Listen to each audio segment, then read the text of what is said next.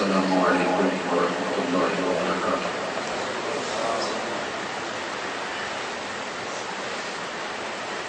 الحمدللہ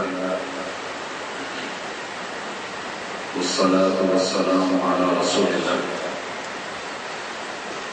اعوذ باللہ السمیع العلیم من الشیطان الرجیم۔ رب اشرح لي صدری ویسر لي امری واحلل عقدۃ من لسانی یفقهوا قولی۔ احباب گرامی، پاکستان کے علاقائی کھانوں میں جتنے بھی سالن تیار ہوتے ہیں، لوگوں کا ماننا ہے کہ پیاز اس کا لازمی جزو ہے، اس کے بغیر بنا ہوا سالن پاکستانی ٹیسٹ نہیں رکھتا ہے۔ نماز اس میں بہت کچھ اختیارات دے دیے گئے ہیں، لیکن محمد کریم علیہ السلام نے یہ جو کہہ دیا ہے کہ جو نماز فاتحہ کے بغیر پڑھتا ہے اس میں بہت کچھ ہوگا لیکن آسمانی شریعت والا ٹیسٹ نہیں ہوگا،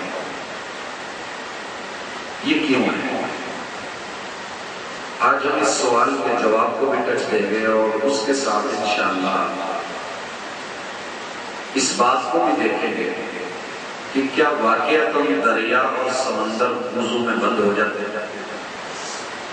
اور ہمارے یہ ضرب المثل صحیح ہے، اور آج تک کسی نے کبھی کسی دریا کو وضو میں بند ہوتے بھی دیکھا۔ انشاءاللہ آج ہم اپنی اس محدود نشست کے اندر اور مختصر وقت کے اندر مالک کی توفیق کے ساتھ سورۃ الفاتحہ کو پڑھنے والے ہیں۔ پوری امت مسلمہ اس بات پر متفق ہے کہ قرآن کے 30 پارے ہیں، 30 پارے ہیں، جن کا محمد رسول اللہ صلی اللہ علیہ وسلم کی سنت کے ساتھ شغف ہے اور کتاب اللہ کے ساتھ ایک گہرا تعلق ہے۔ اس بات کو 30 پارے ہیں، اور ساری امت جہاں جہاں بھی اس نے قرآن مجید شائع کیے ہیں اس میں پہلے پارے کا نام اس میں الف لام میم رہا، اور پارے کا نام پہلے لفظ سے شروع ہے۔ قرآن کے 30 پارے، پہلے پارے کا آغاز الف لام میم سے ہو رہا ہے، تو سوال یہ ہے کہ پھر الحمدللہ کیا ہے؟ الحمدللہ کیا ہے؟ بڑا ایک سادہ سا جواب ہے کہ الف لام میم سے لے کے والناس تک قرآن ہے، الحمد سے لے کے والضالین تک ام القرآن ہے، اور اگر کوئی شخص مخلص ہو کے علمی تحقیق اور اس کو مد نظر رکھتے ہوئے اس کا حق دے، اور اس بھائی کے نزدیک یہ ہو کہ اذا قرئ القرآن فاستمعوا له، کہ آپ اس کو سنیں وانصتوا اور چپ ہو جائیں، تو تب بھی الحمدللہ قرآن مجید سے رکنا بنتا ہے۔ اور الحمدللہ پوری دنیا میں کوئی شخص قرآن مجید کی تلاوت نہیں کر رہا ہوگا، ام القرآن سے نہیں روکا گیا، قرآن سے روکا گیا ہے، اور ان دونوں میں انشاءاللہ فرق کیا دیکھیں گے۔ سورۃ الفاتحہ قرآن مجید کی 6000 سے متجاوز آیات، 6000 سے زیادہ متجاوز آیات، شامی گنتی میں 6666 بنتی، اور ہمارے پاس کے مصائب ہیں اس گنتی میں 6236 آتے ہیں۔ تو ہمارے جو مصائب ہیں ان میں سے 6236 اگر بنے تو سورۃ الفاتحہ کے ساتھ نکال لیں تو 7229 آیتیں وہ ساری کی ساری سورۃ الفاتحہ کے اندر موجود ہیں، اور وہ اس کی تشریح ہے۔ یہ بیس ہے۔ قرآن مجید کی کوئی ایک آیت ایسی نہیں کہ جو حافظ قرآن کو یاد ہو اور وہ الحمدللہ سورۃ الفاتحہ میں موجود ہو۔ یوں کہیے کہ فاتحہ ام القرآن ہے اور باقی 6000 سے متجاوز آیات جتنی کی جتنی ہیں وہ ساری کی ساری سورۃ الفاتحہ کی تشریح ہے اور توضیح ہے۔ یہ ان قیام اللیل ہے اور قرآن کے ساتھ قیام کرنا، یہ میں نے آج ٹاپک اس لیے چنا، یہ آپ لوگوں کے لیے شاید نیا نہیں ہوگا، لیکن وَذَكِّرْ فَإِنَّ الذِّكْرَىٰ تَنفَعُ الْمُؤْمِنِينَ، کچھ سبق پڑھنے کے بعد بھول جاتے ہیں اور بھولے ہوئے سبق دوبارہ یا دہانی کروا دینے سے مومنوں کو فائدہ ہوتا ہے۔ الحمدللہ یہی وجہ ہے کہ پورا قرآن مجید سورہ فاتحہ کی کسی نہ کسی آیت کی تشریح ہوتا ہے یا توضیح ہوتا ہے، اور جتنے معاملات اللہ نے قرآن مجید میں ذکر کیے ہیں وہ سارے فاتحہ میں موجود ہیں۔ شاید یہی وجہ ہے کہ ہر رکعت میں فاتحہ کو ضروری قرار دے دیا گیا کیونکہ ام القرآن ہے، اور باقی اس میں سے اس کی تشریح اور توضیح کے لیے آپ کوئی آیات پڑھ لیں، بڑی آیت پڑھ لیں، 3 آیات لے لیں، کوئی ایک چھوٹی سورت لے لیں، کوئی لمبی سورت پڑھ لیں، کوئی درمیانی سورت پڑھ لیں۔ فَقْرَأُوا مَا تَيَسَّرَ مِنَ الْقُرْآنِ، وہ آپ کی تحصیل کے اوپر ٹھہرا کہ آپ یہ لازمی پڑھیں جو قرآن مجید کا خلاصہ ہے اور ماں ہے، اور باقی اس کی کہیں نہ کہیں سے تھوڑی بہت تفسیر بھی پڑھ کے سنا دیا کریں، تاکہ نماز میں آنے والے امام اور اس کے مقتدی روزانہ کتاب اللہ کا کچھ نہ کچھ حصہ اور قرآن کو لے کر کے آگے بڑھائیں۔ یہ نماز کا مقصد ہے اور یہ قیام کا مقصد ہے۔ سورۃ الفاتحہ بارہا پڑھنے کے باوجود، یاد کرنے کے باوجود حفاظ کے علاوہ باقی لوگوں کو بہت کم یاد ہوتا ہے کہ یہ مکے میں اتری تھی یا مدینے میں۔ مکی اور مدنی کا پتہ لگانے کے لیے یا اس کا فائدہ جو ہے وہ اہل علم جانتے ہیں کہ اس کے اسلوب کا پتہ، مزاج کا پتہ چلتا ہے، اور اس کے احکام اور مسائل سے متعلقات کے بارے میں بندہ بہت اچھی طرح جان لیتا ہے۔ میں یہاں شرمندہ نہیں کرنا چاہتا، اگر میں پوچھ لوں کہ یہ سورت مکی ہے یا مدنی، تو کافی سارے ہمارے مسلمان بھائی ایسا نکلیں گے جنہیں یہ پتہ نہیں ہوگا، حالانکہ آپ اس کو روزانہ تلاوت کرتے ہیں، قرآن مجید سامنے ہوتا ہے، لیکن میں بس ذکر کر دیتا ہوں، چاہیے تو یہ کہ پوچھا جاتا ہے، پوچھی ہوئی بات بولتی نہیں۔ بہرحال یہ سورت مکی ہے اور الفاتحہ اپنے 18 نام رکھتی ہے، ان میں سے جو سورت الفاتحہ ہے یہ کی ہے، چابی ہے پورے قرآن کی۔ اگر آپ کے پاس یہ ہے تو قرآن آپ کھول لیں، اگر یہ نہیں ہے تو آگے قرآن مجید آپ کے لیے کھولنا دشوار ہو جائے گا۔ مین گیٹ ہے اس کا الفاتحہ، جس سے آگے قرآن مجید کے در کھلتے ہیں۔ یہ بیس ہے، یہ بنیاد ہے، اور تمام علوم جتنے اس کائنات میں پائے جاتے ہیں اور دنیا کی ساری یونیورسٹیوں میں پڑھائے بھی شاید نہیں جاتے، وہ سب قرآن میں ہیں، اور جتنے قرآن مجید میں ہیں وہ سارے کے سارے سورۃ الفاتحہ کے کوزے میں موجود ہیں۔ اسی لیے کہنے والوں نے کہا تھا کہ سورۃ الفاتحہ میں 7 مسئلے ہیں۔ یہ تو اپنی اپنی نظر، اپنی اپنی دید، اپنی اپنی گہرائی ہے۔ ایک اور عالم اٹھے اور کہنے لگے کہ نہیں، اس میں 100 سے زیادہ مسئلہ ہے۔ ایک اور محقق آگے بڑھے اور مفسر آگے آئے اور انہوں نے کہا اس میں 300 سے زیادہ مسائل ہیں۔ یہ بڑھ نہیں ہوگی اور بڑی بات نہیں ہوگی کہ قرآن مجید کے اندر 6000 سے متجاوز جو باتیں اللہ تعالیٰ نے کی ہیں وہ سارے مسائل اور احکام سورۃ الفاتحہ۔ میں انشاءاللہ اس کا تھوڑا سا نمونہ آپ کے سامنے حاضر کروں گا۔ یہ سورۃ الفاتحہ، اس کے فوائد کی طرف میں آج نہیں جانا، سوائے ایک فائدے کا کہ قرآن مجید اللہ نے سارا شفا اتارا ہے اور اس کی ماں بھی شفا، اور اس کا ایک نام شفا بھی۔ حضرت ابو سعید الخدری رضی اللہ تعالیٰ عنہ جب لوٹ رہے تھے سفر سے،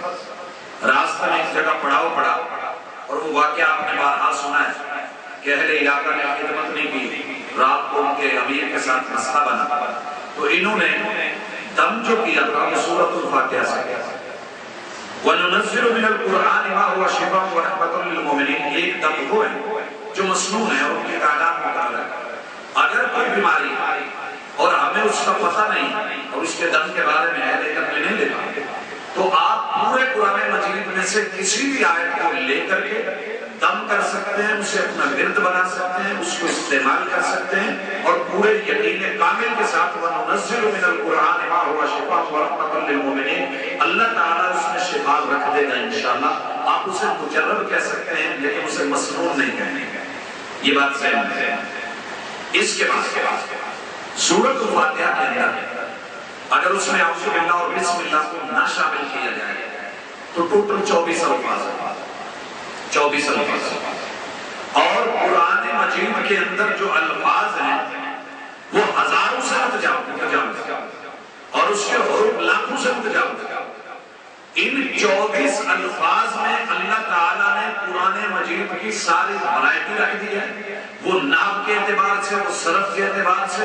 وہ ترکیب کے اعتبار سے، وہ مسائل کے اعتبار سے، وہ احکام کے اعتبار سے، وہ اخبار یا نواحی کسی بھی پہلو سے ہو. الحمدللہ یہ سورۃ الفاتحہ کا مقام اور مرتبہ ہے کہ پورا قرآن مجید اس کے اندر آپ کو نظر آئے گا. آئیں سب سے پہلے ہم آغاز کرتے ہیں اللہ کا نام لے کے. اعوذ باللہ من الشیطان الرجیم. جب آپ نے لفظ اعوذ پڑھا آپ کو اس سے لفظی فائدہ کیا ہوگا کہ قرآن مجید میں کم از کم 114 مقامات کو جو ہے آپ نے پڑھ لیا، سمجھ لیا اور اس کے معانی کو آپ نے جان لیا. اور اعوذ جتنی بھی دنیا میں مکروہات یا پریشانیاں ہیں جن کو انسان فیس نہیں کرنا چاہتا ان سے اپنے آپ کو رب کی پناہ میں دینے کا نہیں، ان سے سیکیورٹی مانگنے کا نہیں، ان سے بچنے اور دفاعی تدابیر کا نہیں. اور اگر لفظ اعوذ ہو تو پھر اس کا معنی ہوتا ہے کہ اللہ تیرے پاس جتنی خیر و برکت ہے میں وہ مانگنے کے لیے تیرے پاس ہے. اعوذ برائی اور مکروہات سے بچنے کا، اور اعوذ اللہ رب العزت کے پاس جانا اس سے خیر طلب کرنے کے لیے. اب جب آپ نے اعوذ پڑھا اور اس کے بعد پڑھا باللہ، یہ با حرف جارہ دیکھنے میں ایک حرف ہے لیکن پورے قرآن مجید میں جتنی بار یہ آئے گی آپ مستغنی ہوں گے کہ دوبارہ آپ کو اس کا ترجمہ کرنا پڑے. اس کی تمام ورائٹی آپ کو انشاءاللہ سورۃ الفاتحہ کی اسی سٹارٹ میں مل جائے گی. اس کے بعد لفظ ہے اللہ، اعوذ باللہ. آپ نے جب لفظ اللہ کے معنی اور مفہوم کو سمجھ لیا ایک بار، قرآن مجید میں 1746 الفاظ آپ کو آگے چل کے ان کے ترجمے کی ضرورت نہیں پڑے گی. مجھ سے کہنا ہے 1746. کاش ہمیں ایک دفعہ زندگی میں سورہ فاتحہ پڑھنا شروع کر دیں. میرا ایمان ہے کہ جو زندگی باقی ہے قبر آ جائے گی سورۃ الفاتحہ ختم نہیں ہوگی. اتنی وسعت ہے اللہ نے اس میں اور اس کوزے میں اتنا کچھ بند کر دیا ہے اور کوئی آگے چل کر کے حرف یا لفظ ایسا نہیں آ رہا جو سورۃ الفاتحہ میں رب نے ذکر نہیں کر دیا. الحمدللہ ثم الحمدللہ. اعجاز قرآن مجید کا منت باللہ. اور یہ آپ نے عقیدے کے پہلو سے ذرا کر کے دیکھیں. صرفات میں جائیں گے آپ کو تصریفات ملیں گی، نق میں آئیں گے تو آپ کو پتہ چلے گا کہیں اللہ روح آپ پہ پیش کیوں آ جاتی ہے، کہیں اللہ آپ پہ زبر کیوں آ جاتی ہے، کہیں باللہ یہاں زیر کیوں ہے. اگر آپ نے صرف اعوذ باللہ میں یہاں سیکھ لیا اور پڑھ لیا الحمدللہ آپ کو آگے چل کے پتہ چلتا جائے گا کیا ہے. یہ صرف کے اعجاز کے اعتبار سے، نحو کے اعجاز کے اعتبار سے اعوذ جو ہے کہ دنیا کے جتنے بھی تعویذ آپ کو چاہیے جو شرعی ہے وہ صرف اللہ کے ساتھ متعلق ہو سکتے ہیں. کوئی تعویذ ایسا نہیں جو کسی اور ہستی سے ہو. لہذا جب بھی آج مسائل ہے نا کہ تعویذ کیا جائے کہ نہیں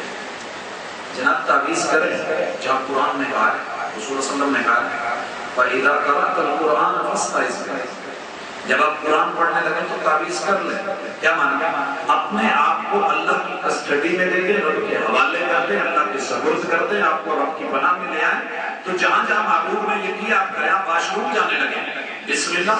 اللہم انی اعوذ بک من الخبث والخبائث. وہ مسنون تعویذ کر لیں، جو مسنون کرتے چلے جائیں جہاں نہیں رک جائیں. تو اعوذ باللہ من الشیطان. اب جب آپ نے من بول لیا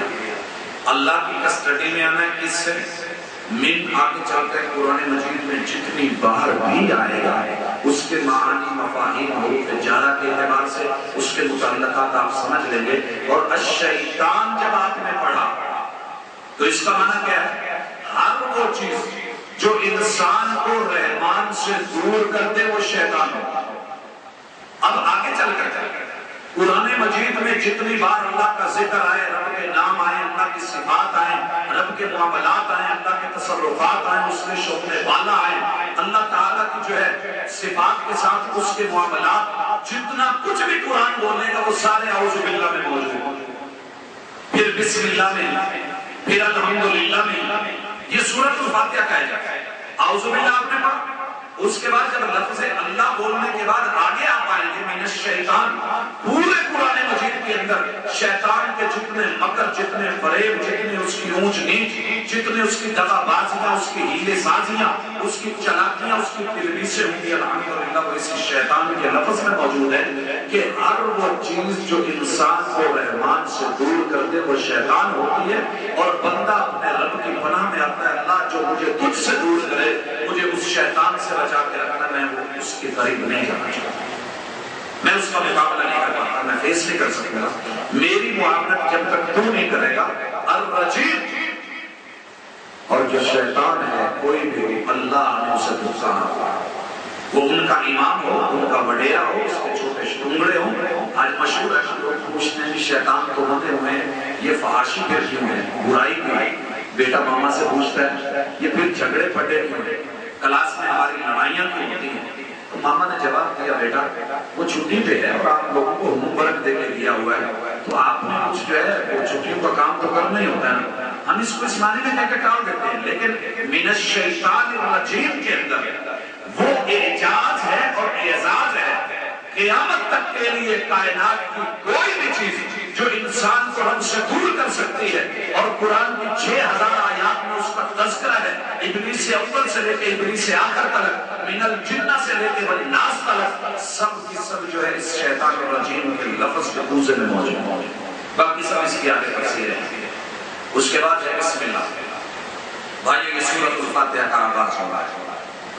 اللہ تعالیٰ نے اپنا پہلا تعارف یہ کروایا، بندے تو میری کسٹڈی میں آنا چاہ رہا ہے، تو میری حفاظتوں میں آنا چاہ رہا ہے، تجھے پتا بھی ہے میں کیا ہوں، کن سے بچنے کے لیے؟ بسا اوقات آدمی چھپتا ہے برائی سے بچنے کے لیے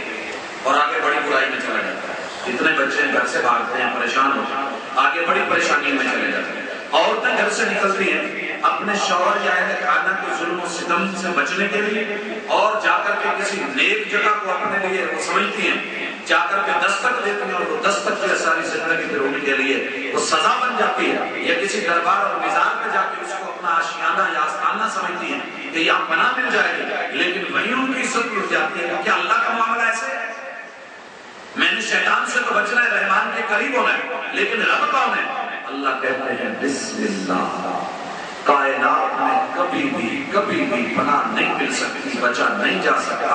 جب تک انسان دنیا کے ہر کام سے پہلے، اپنی ہر مشکل سے پہلے زبان پہ رب کا نام نہیں لے کر کے آتا۔ جتنے اللہ کے آسماں آگے چل کر کے آئیں گے بسم اللہ کے لفظ کے اندر جو ہے وہ سمو جائیں گے، پرو جائیں گے، اور اس کوزے میں بند ہو جائیں گے، وہ آگے چل کے اس کی تشریح ہوگی۔ جتنے فلیور قرآن مجید میں آپ کو تعبیر اور تفسیر کے ملیں گے وہ اسی میں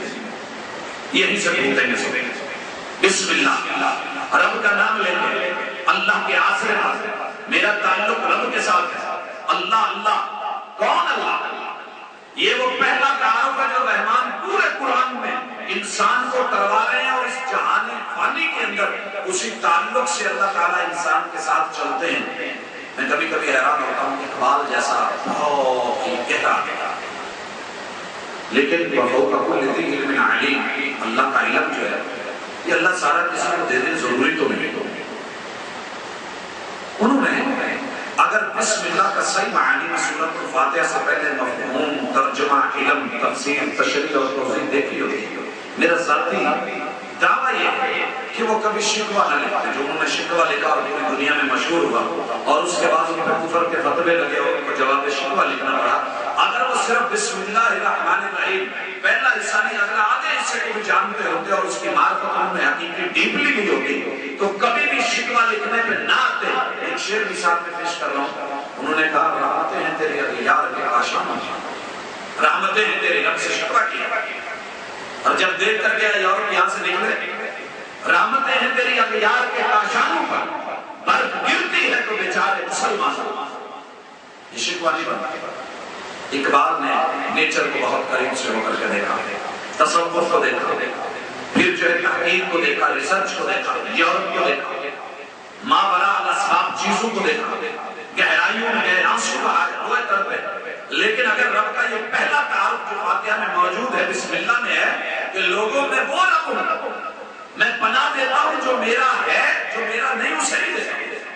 میں ماننے والوں کو بھی دیتا ہوں، نہ ماننے والوں کو بھی دیتا ہوں۔ کیسے؟ الرحمن، میرے اللہ ہونے کے دو پہلو ہیں، پہلا رحمان ہونا ہے، یہ میری صفت جو ہے اس کے اندر مبالغہ ہے، لیکن اس کا تعلق دنیا سے ہے، اور اس کا تعلق میری صفت ربوبیت سے ہے، پالنے سے ہے۔ ماں فرما بردار کو بھی دیتی ہے، نافرمان بچے کے لیے بھی روٹی پکا کے رکھا ہے، اور فرما بردار بیٹا سوکھی کھا لے، نافرمان اگر اکڑ جائے اور ضد پہ آ جائے کہ ماما مجھے نہیں پتا آج میں نے چوپڑی کھانی ہے، دیسی گھی سے کھانی ہے، پراٹھا کھانا ہے، ماں لاکھ مجبور ہو جائے، وہ بگڑا ہوا کیوں نہیں، نافرمان کیوں نہیں، ہمسائی سے مانگ سے ملا کے دینا پڑے، وہ اس کو پراٹھا بنا کر کے دیتی ہے۔ اور اسی طرح دنیا کا اصول اور فطرت کا اصول یہ ہے کہ اگر 5 بچے ہیں، باپ نے 5 کو 1000 دے دیا، انہوں نے لے لیا، ایک بگڑ گیا، وہ کہنے لگا کہ نہیں میں نے تو 5 والا نوٹ لینا ہے، 5000 والا۔ وہ کہتے ہیں کہ بھئی آپ کے باقی بھائیوں نے ایک لے لیا ہے، آپ بھی دے لیں گے، نہیں میں نے تو 5 ہی۔ اب کیا ہوگا؟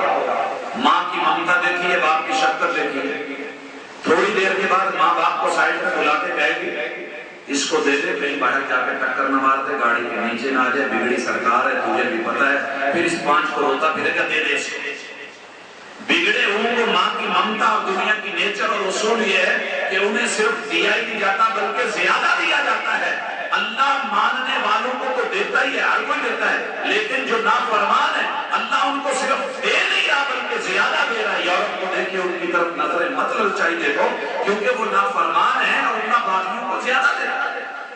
کیوں؟ کہیں کل کو یہ نہ کہے کہ اللہ آپ نے ہمارا کون سا خیال رکھا تھا، جس کو پیدا کیا ہے اللہ نے اس کو رزق دینا ہے، فرما بردار بنے تو اس کا کوٹا ہے، نافرما برداری کرے، نافرمانی پہ اتر آئے، جو منہ میں مانگے گا تو اس کو دے دیا جائے گا۔ لیکن الرحیم دوسرا اس کا تعلق ہے، اس کا تعارف ہے اللہ کا کہ وہ رحیم بھی ہے، اس میں بھی رحم ہے، اس میں بھی صفت ہے، رحمان میں بھی رحم ہے، اس میں بھی مبالغہ ہے، اس میں بھی مبالغہ ہے، لیکن اس رحیم کا تعلق آخرت سے ہے، اس کا تعلق صفت ربوبیت سے ہے کہ سب کو دے، صفت عدل سے ہے۔ قیامت کے دن اللہ رحم کرے گا عدل کی بنیاد پہ اور دے گا صرف انہیں کو جنہوں نے دنیا میں مانا ہوگا، جنہوں نے دنیا میں مانا ہوگا، جنت ان کے لیے، انعام ان کے لیے، اکرام ان کے لیے، نوازش ان کے لیے، عطائی ان کے لیے، رضوان ان کے لیے، رضامندی ان کے لیے۔ جنہوں نے نہیں مانا جتنا مرضی دنیا میں لیا ہوگا کسی کام کا نہیں، اٹھا کے جہنم میں ڈالے جائیں گے۔ یہ پہلا تعارف تھا، آپ لوگوں کو میں حفاظت آپ کو دوں گا، امن دوں گا، امان دوں گا، سپرداری میں لے لوں گا، اپنی کسٹڈی میں لے لوں گا، پناہ دے دوں گا، لیکن ایک پناہ عارضی ہوگی، پناہ مستقل ہوگی۔ یہ اللہ تعالیٰ نے بسم اللہ میں ذکر کر دیا، آگے چل کے پورا قرآن پڑھیے، آپ پناہ کے معاملات کو دیکھیے، سیاسی پناہ ہو، دینی پناہ ہو، مقامی پناہ ہو، وقتی ہو، مستقل ہو، کسی بھی بنیاد پر ہو، وہ یہاں موجود ہے۔ اس کے بعد اللہ تعالیٰ نے رحمان اور رحیم کے بعد اپنا تعارف کروایا، الحمد۔ الحمد بھائیو، جو الف لام میم لگی، یہ الف لام لگا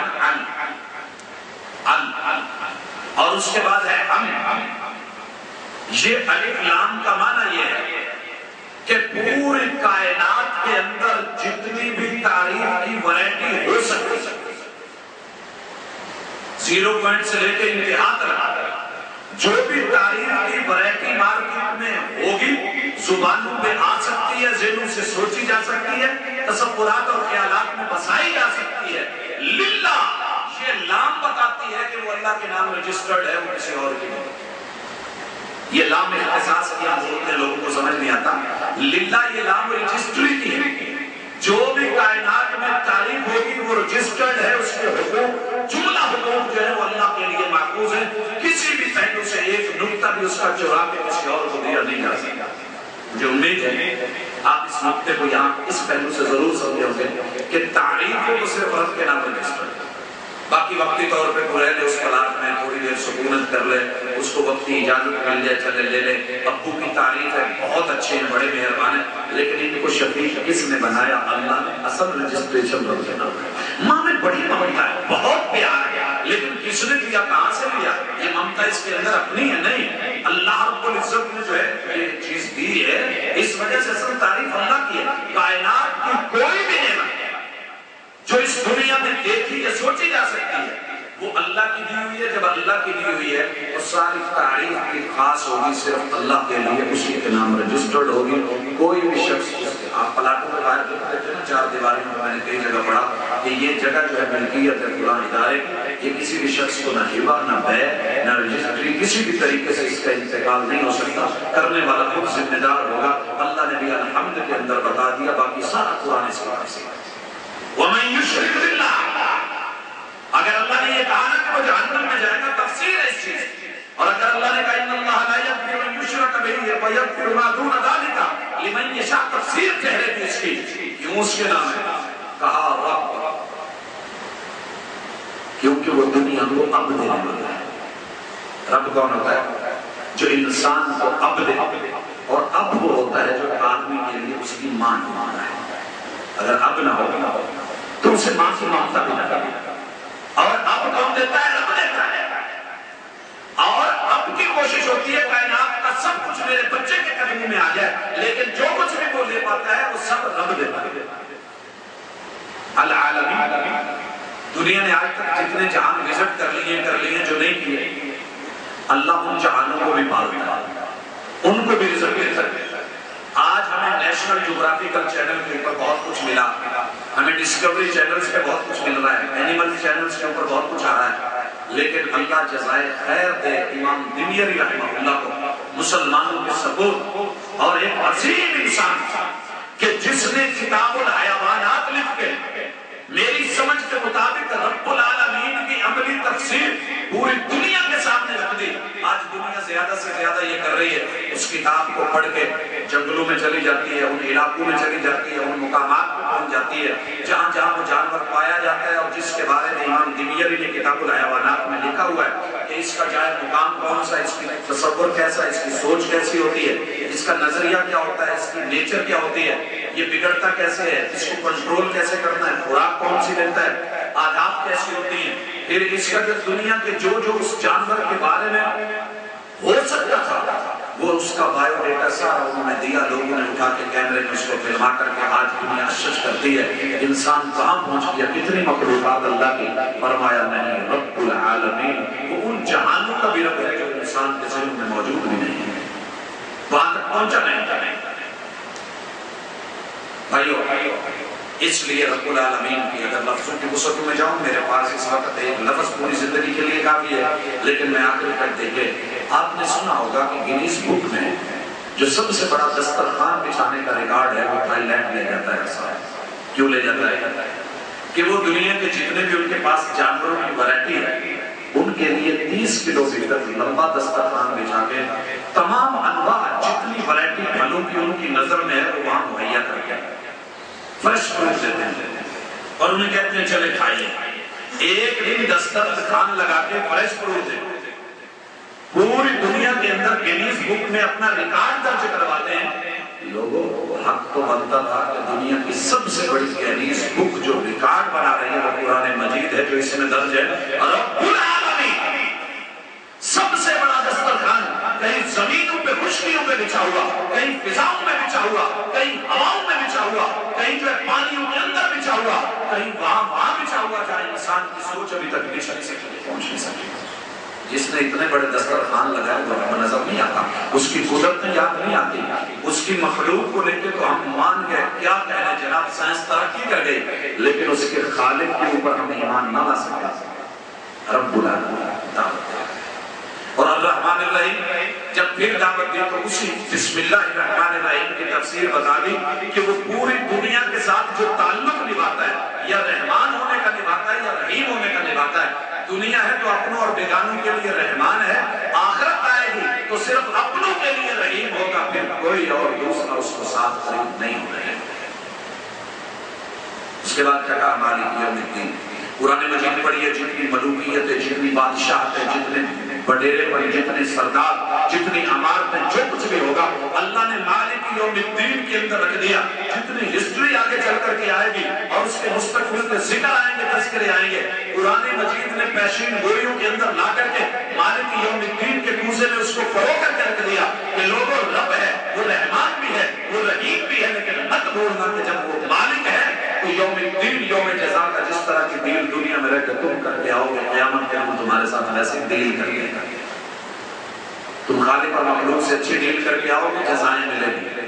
تم ان کے اندر کمی بیشی کر کے آؤ گے سزائیں ملے گی مالک یوم الدین آگے چل کے جتنا قرآن اس چیز کو قیامت کے تذکر کو قبر کے ذکر کو موت کے مراحل کو اگلے ماحول کو حشر کو نشر کو جنت اور جہنم کے احکام اور مسائل اور اس کے لوازمات کو ذکر کر رہا ہے وہ مالک یوم الدین کے اندر پرویا ہوا ہے اس کے بعد کہا ایاک نعبد یہاں مجھے تھوڑا سا قرآن مجید کا یہ بتا دینا چاہیے کہ قرآن کیا ہے قرآن کا ایک عنوان انسان اصلاح انسان لیکن جب آپ اس کو تھوڑا سا کھول کے آگے داخل ہوتے ہیں مین گیٹ سے تو قرآن مجید کے اندر آپ کو تین چیزیں ملیں گی پہلے نمبر کے اوپر آپ کو خبریں ملیں گی قرآن خبر دے رہا ہے خالق کے بارے میں یا مخلوق کے بارے میں خالق کی خبریں ہوں گی تو ساری توحید ہوگی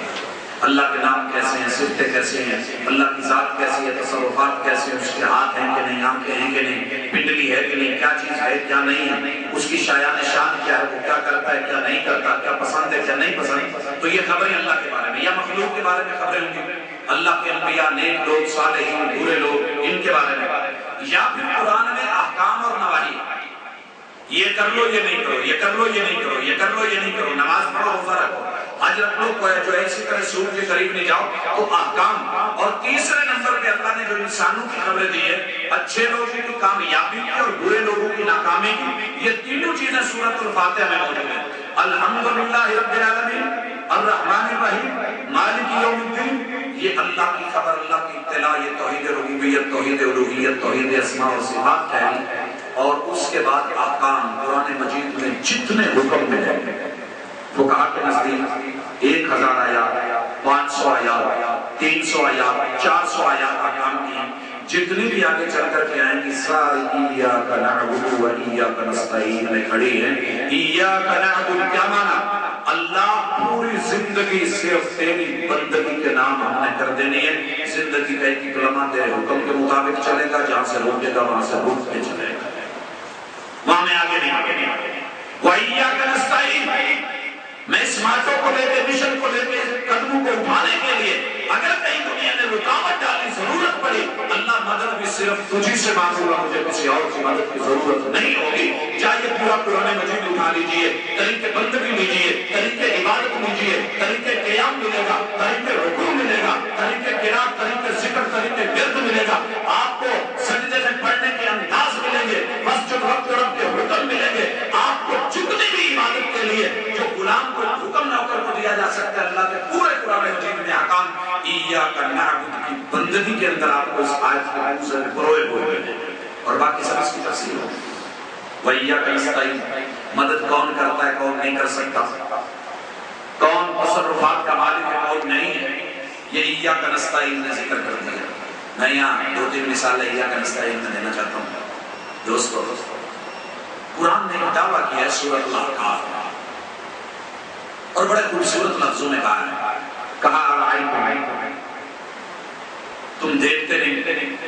تمہاری بصیرت اور بصارت کام نہیں کرتی اگر ظاہری آنکھیں نہیں ہیں تو دل کی آنکھیں بھی نہیں کرتی ما تدعون من دون اللہ آپ جن کو اللہ کے علاوہ مشکل میں آواز دے رہے ہیں بلا لیتے ہیں ارونی پوری کائنات تمہارے سامنے کھلی پڑی ہے اور کائنات کی کتاب کھلی پڑی ہے ایک فرق کھلی کتاب ہے اس میں سے ایک نقطہ تو مجھے دکھاؤ ماذا خلقوا انہوں نے کیا بنایا فی الحال زمین یا آسمان کے اندر آپ کو آسمانوں میں کچھ نظر آئے تو مجھے دکھاؤ یا آپ کے پاس کوئی تحریر کوئی دلیل کوئی کتاب کوئی ہسٹری یا آپ کے پاس کوئی پرانا سا پھٹا پرانا نشان جو ہے وہی اٹھا کر کے لے آؤ اگر آپ سچے لے کر کے جاؤ اور الحمدللہ ہمارا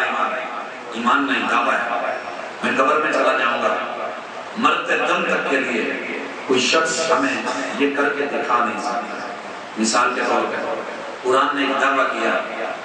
امن خلق السماوات آسمان صرف اللہ بناتا ہے وہی مدد کر سکتا ہے جو آسمان بنا سکتا ہے آسمان اگر کوئی دنیا میں بنا سکتا ہے تو یارو کوئی کرنے والا، کوئی ہستی والا، کوئی بزرگ، کوئی وڈیرا لے آئیے، اللہ کی قسم 1 انچ کا ٹکڑا 5 7 4 3 2 1 انچ کا ٹکڑا آپ بنوا کے مجھے دے دیں، ساری زندگی اس کے قدموں میں پڑا ہوں۔ اور یہ میں خلاف توحید بات نہیں کر رہا ہوں، محمد رسول اللہ صلی اللہ علیہ وسلم نے انہوں نے کہا نا ان لوگوں کو کہ ان کو کہیے، ان سے پوچھئے کہ اگر کوئی رب کا بیٹا ہے تم ثابت کر دو، دنیا میں پیش کر دو، فانا اول العابدین، محمد اس کے قدموں میں سر رکھ کے ساری زندگی سجدے میں پڑا ہے۔ ہم سجدہ کرنے کو تیار ہیں، کسی غیر کے در پہ آج تک نہیں جھکا، کوئی جھکانے کے لیے تیار ہو لے آئے، یہ کنستائی اتنی مدد تو ہماری کر دے، آسمان جتنا 1 انچ کا ٹکڑا مدد کوئی کر سکتا ہے جو زمینیں بچھا سکتا ہے، زمین اللہ کے علاوہ کو بنا سکتا ہے 1 انچ کا ٹکڑا، صرف 1 انچ۔ میں فیصلہ آباد میں رہتا ہوں اور دنیا کی بڑی یونیورسٹیوں میں سے زری یونیورسٹی میں سے ایک یونیورسٹی،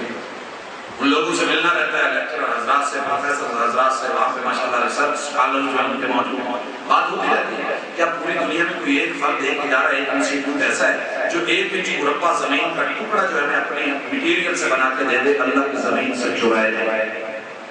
آپ کی نظر میں کوئی سرکار، کوئی دربار، کوئی میزان، کوئی صاحب تسبیح، کوئی سائنسدان، کوئی ٹیکنالوجسٹ، کوئی انجینئر، کوئی بڑا ماہر ہو لے آئیے، وَإِيَّاكَ نَسْتَعِينُ، پورا قرآن مجید جتنے تذکرے کر رہا ہے وہ اسی لیے اسی ذکر میں اور زمن اور پہرائے میں آئیں گے۔ یہ ہدایت کیسے ملے گی، یہ بندگی کیسے نصیب ہوگی، استعانتیں کیسے ملیں گی؟ فوری طور پہ اللہ سے کہہ دیا گیا اهْدِنَا الصِّرَاطَ الْمُسْتَقِيمَ، اللہ یہ تب یہ ممکن ہے جب وہ ہمیں لائن پہ رکھے گا، لائن پہ رکھے گا۔ لائن پہ کیسے؟ آپ کہتے ہیں سہولتیں لینی ہے کسی بھی ایریے میں رہو، اگر ووٹ کچھ لینا ہے جو موٹر وے کے اوپر سہولتیں ملتی ہے تو موٹر وے پہ رہیے، نیچے نہیں اتریے گا۔ اهْدِنَا الصِّرَاطَ الْمُسْتَقِيمَ،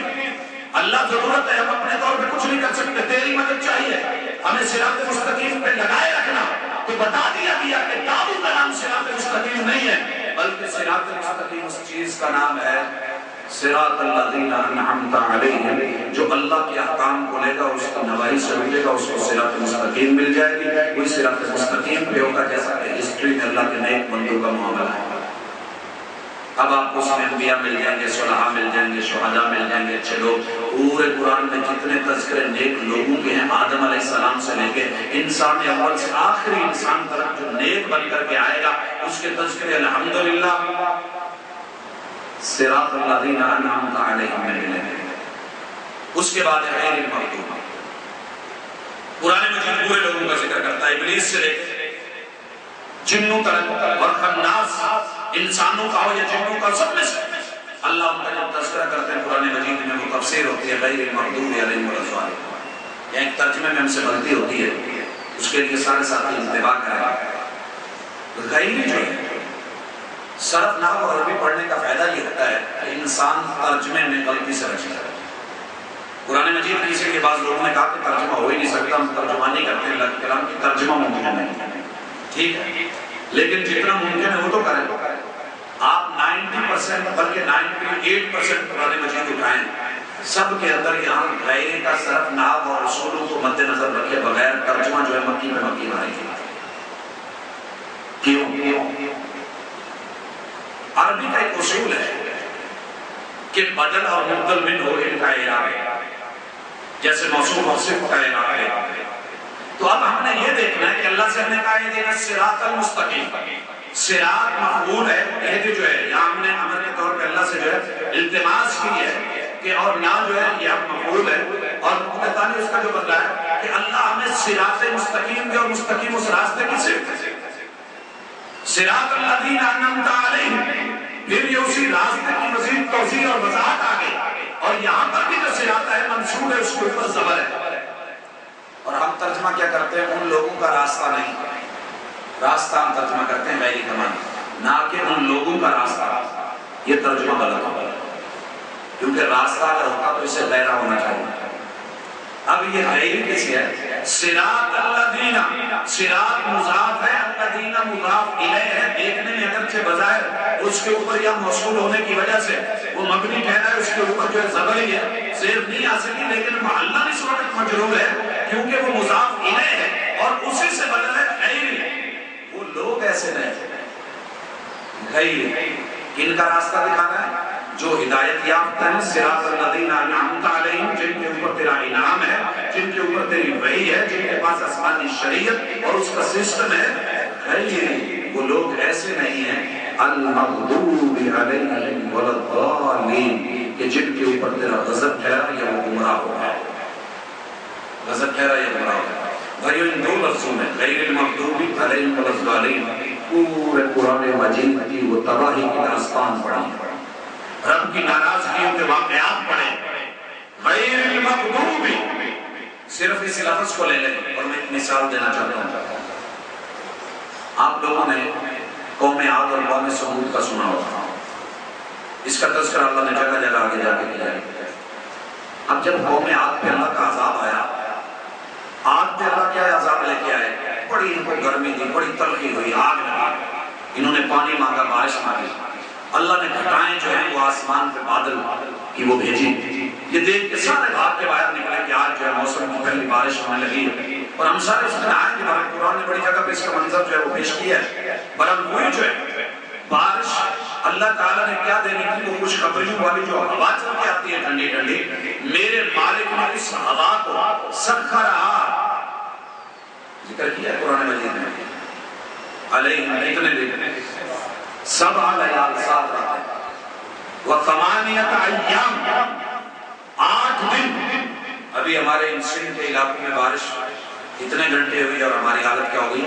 اللہ نے آندھی کے طوفان اور بربادی کے لیے ہوا جو ہے 7 دن اور 7 راتیں اور 8 دن ان پہ جب چلائی، ان لوگوں کی حالت جو بنی، قرآن نے اس کا بھی نقشہ کھینچا ہے کہ رب کی نافرمانیاں کرنے والوں کا انجام کیا ہوتا ہے، اللہ کیسے سزا دیتے ہیں۔ غیر المغضوب، اللہ غضبناک نہ ہو جائیں تو پھر وہ اپنے رحمان ہونے کی صفت یا رحیم ہونے کی نہیں دیکھتے، اللہ نے کیا کیا، لمبے لمبے کرتے، مجھے نہیں پتا اسلام آباد میں اتنی لمبی کھجوریں ہیں کہ نہیں، بہاولپور ملتان روڑی کے علاقے میں آپ نے کھجوریں دیکھی کہ فارمنگ میں بڑے لمبے لمبے ان کے تنے ہوتے ہیں، 100 فٹ اونچے، اللہ اکبر، یہ انسان قرآن نے تشبیہ دی ہے اتنے لمبے لمبے کرتے، لیکن ہواؤں میں رب نے ان کو اٹھایا، اٹھا کے ایک دوسرے سے پٹخا پٹخا کے مارا، کمر کی اور ریڑھ کی ہڈیاں توڑ دی، اور یہ شو زمین پہ ان کے منہ ہو کر کے گرے تھے، کأنہم اعجاز نخل خاویہ، یوں لگتا تھا کہ کھجور کے تنے درمیان سے ٹوٹ گئے اور وہ زمین پہ جھکے تھے، جو کبھی نہیں جھکے تھے آج جھکے ہوئے ہیں، لیکن انجام ہوا۔ اب قوم سمود نے کیا کیا، انہوں نے کہا کہ جہاں جہاں سے پہلے ہمارے اوپر اٹیک ہوا ہے وہ جگہ سیل کر دی جائے۔ مشرف پہ جب پیٹرول پمپ سے حملہ ہوا تو ہم نے پورے پاکستان کے پیٹرول پمپ جو ہیں ان کو سیکیورٹی کے حوالے سے رسک قرار دینا شروع کر دیا کہ یہاں پہ دشمن جو ہے مخالف کبھی ایک طریقے سے تھوڑا آتے ہیں، اللہ کا اپنا اصول ہے، لا یعلم جنود ربک الا هو، اللہ نے کبھی کسی قوم کو ایک طریقے سے نہیں مارا، بدل بدل کے انداز دے کے سٹائل دے کر کے مارا۔ آج کو جب دیکھا سمود نے، انہوں نے کہا ہوا اور آندھی بڑا سیکیورٹی رسک ہے، تو یہ لوگ ایک دوسرے سے ٹکرا کے مریں اور ہوا کا پریشر، اب ہم اللہ کا مقابلہ کریں گے۔ اور اللہ نے کہا تھا کہ نہیں، میرے مقابلے پہ نہیں اترو، یہ اونٹ کی نشانی ہے، میری علامت ہے، اس سے بچ کے رہو، کہیں میرے غضب کے اوپر نہ آ جاؤ۔ لیکن نفس وما سواها فألهمها فجورها وتقواها قد أفلح من زكاها وقد خاب من دساها كذبت ثمود بطغواها إذ انبعث أشقاها وقال لهم رسول الله ناقة الله وسقياها فكذبوه فعقروها فدمدم۔ انہوں نے کیا کیا، انہوں نے پہاڑوں کو کھود کر کے یہ اس طرح کا اس کو ٹیکنالوجی دی اور بلڈنگ اور تعمیرات کو وہ عروج دے دیا، قیامت تک کے لیے لوگ ان کے محتاج نظر آئیں گے، دنیا کے انجینئر بڑے بڑے لوگ وہاں جا کر کے دیکھتے ہیں کہ ٹیکنالوجی کیا استعمال کی گئی ہے۔ یہ مدائن صالح کے اندر پہاڑوں کو کھرید کے جو جیومیٹریکلی اتنا زبردست سسٹم دیا گیا کہ دنیا کے 360 زاویوں سے ہوا گھوم کے اپنا پریشر بناتے ہیں، وہ بھنور بنا کر کے بھی داخل ہونا چاہے تو وہ اپنا پریشر نہیں بنا سکتی، اس طریقے سے انہوں نے اپنے مکان بنائے۔ صرف پہاڑوں میں کھرید لینا کافی نہیں، ان کی جو اصل ٹیکنالوجی ہے، آپ نیٹ پہ اس کو وزٹ کریں، ذرا دیکھیں مدائن صالح اور ان کی بلڈنگیں اور جو ہے فوٹوز میں آپ کو ملیں گے کس طریقے سے انہوں نے یہ گھر بنائے کہ ہوا 360 دنیا کے زاویے بنتے ہیں۔ بچوں کی جیومیٹری میں جو پروٹیکٹر بڑے ہوتے ہیں، آپ ہوتا ہے 90 پہ سیدھا زاویہ اور 180 پہ آگے چل کے اس کو پورا دنیا میں گول گھما کر کے دیکھیں، جو ہے 360 زاویوں سے ہوا داخل ہونے کی کوشش کرتی ہے، لیکن داخل ہو کے پریشر نہیں بنا پاتی۔ انہیں کیا پتا تھا کہ ہم جن تنگنائیوں میں ہوا کے پریشر کو توڑنے جا رہے ہیں، اللہ ہمارا یہی سارا عروج اور ہمارا غرور توڑ دے گا۔ اللہ نے صیحہ بنا کے، آواز بنا کے، گونج بنا کے، دم دم کی آواز جب وہاں اندر داخل کی تو ان لوگوں کے بھیجے اور کلیجے اور جگر اور جو دل تھے وہ یوں پگھل کر کے مقدو کے راستے سے نکل گئے کہ دنیا دیکھتی رہتی ہے غیر المغضوب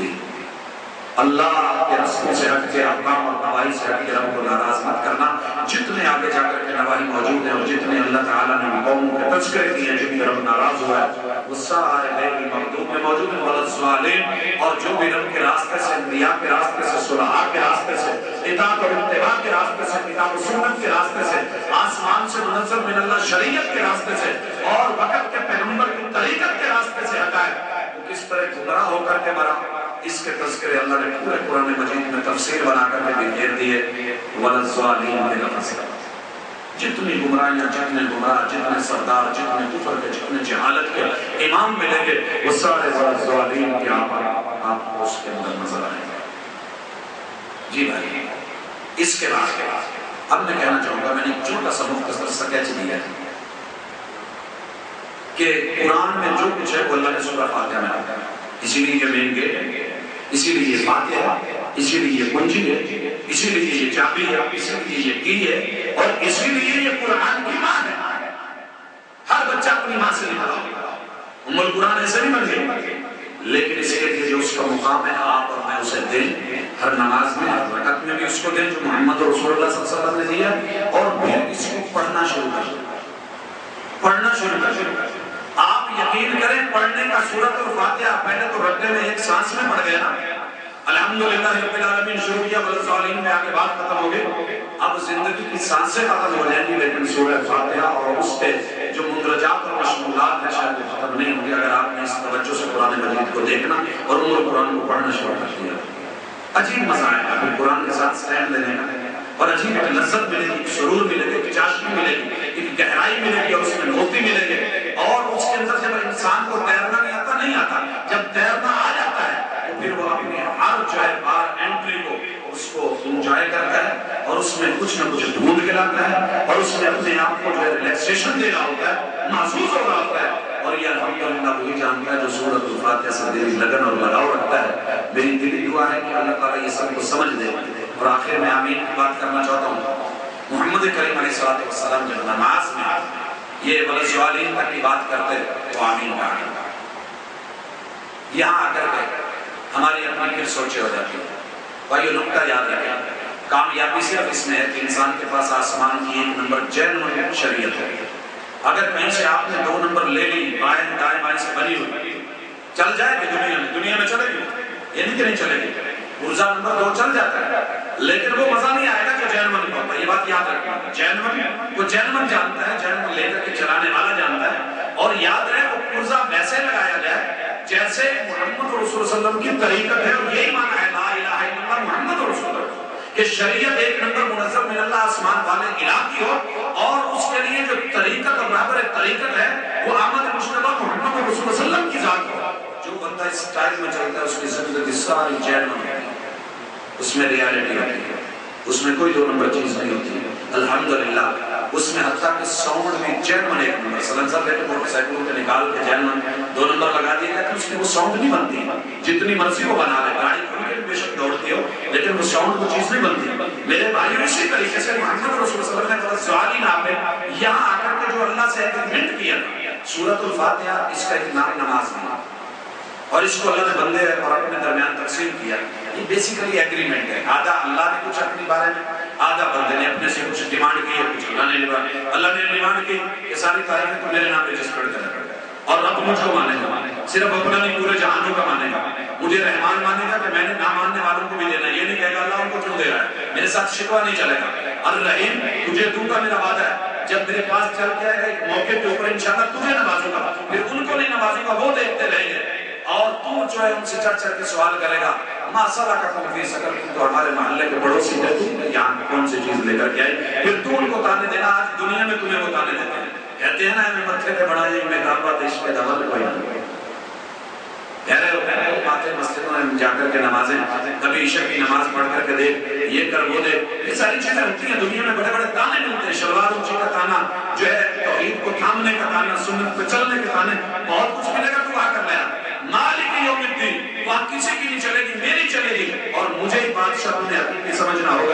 ایاک نعبد، پوری زندگی تیری بندگی میں گزارنی ہوگی، آگے چل کے بندہ تو بول کہتا ہے ایاک نستعین اہدنا الصراط المستقیم، اللہ مجھے یہ دے، سیدھا راستہ دے، اور جو ہے جنت کی موٹر وے دے دے، پھر اس میں جو ان لوگوں کا ساتھ دے دے کہ جو انبیاء ہیں، شہداء ہیں، جن پہ تیرے انعام ہیں، جن پہ تیری ناراضگی ہے یا جو گمراہ ہیں، مجھے ان کا ساتھ نہیں چاہیے۔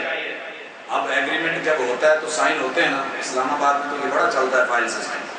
ایجاب و قبول آپ کے ماشاءاللہ۔ تو بھائیو اسلام آباد میں اگر کوئی بارات آئے، کیا سسٹم ہے آپ کے یہاں؟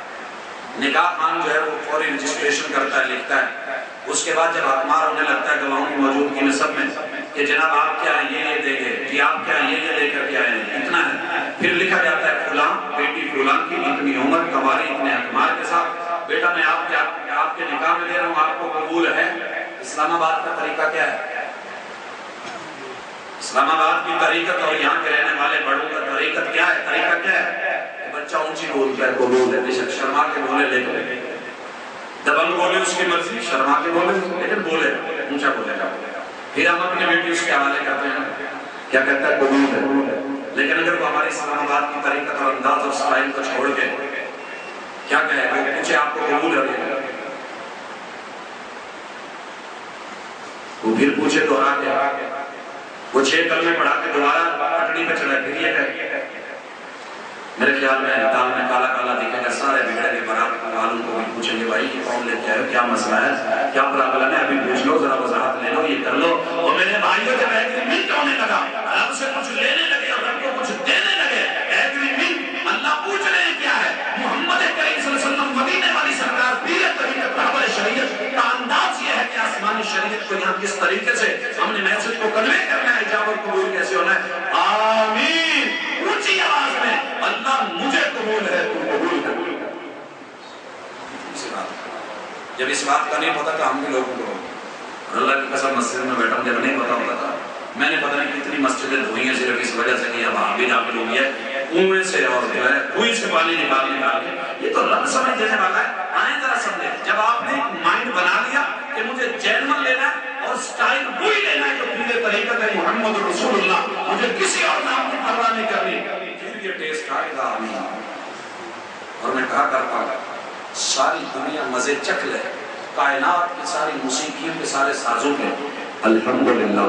اللہ نے محمد رسول صلی اللہ علیہ وسلم پیر طریقت ماننے والوں کو جو آمین کی آواز میں سوز اور مزہ دیا ہے، قد ذاق طعم الایمان من رضی باللہ ربا وبالاسلام دینا وبمحمد رسولا، یہ اسی کو ملتا ہے، باقی کسی کو نہیں۔